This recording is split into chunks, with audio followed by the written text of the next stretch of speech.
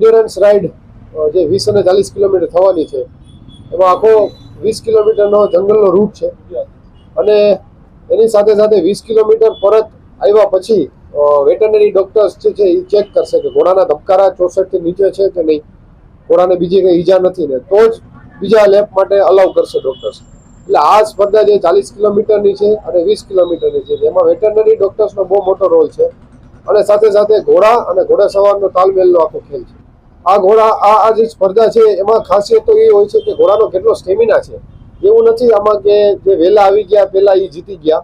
આમાં તો મેઇન તો સ્ટેમિના, જે આપણા કાઠિયાવાડી અશ્વનો ખૂબ સારો સ્ટેમિના જે છે એમાં એના માટેની આખી જે રમત છે એ સર્વશ્રેષ્ઠ રોલ જો પ્લે કરતા હોય ને બહુ સરસ પ્રદર્શન કરતા હોય એવા આપણા કાઠિયાવાડી સૌરાષ્ટ્રના આપણા કાઠિયાવાડી અશ્વો છે.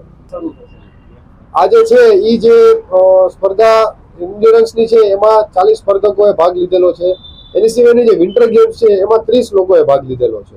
હા, ઘોડાની સ્ટેમિના જે છે એ ટેસ્ટ કરવામાં એવી રીતના આવે કે 20 કિલોમીટર આવ્યા પછી એમના કેટલા ધબકારા છે, ધબકારા ઉપર આખો મેઝરમેન્ટ થાય અને બીજા લેપ માટે અલાઉ કરે. જેટલા ધબકારા ઓછા એટલો સારો સ્ટેમિના.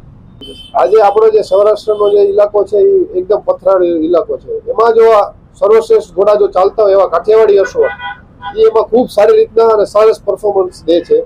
અને એ જે ઘોડા જે છે એ 20 કિલોમીટર થોડુંક વોક, થોડુંક ટ્રોટ, થોડુંક કેન્ટર, એવી રીતના અલગ અલગ રૂટમાં ચાલી રહી છે. આપણો આ જે છે એ ઘાસિયો મેદાન વાળો વિસ્તાર છે, જેમાં ડુંગરા, ટેકરા, તળાવ, નદી એ બધું એમાં કવર થાય છે 20 કિલોમીટર ને 40 કિલોમીટરની અંદર.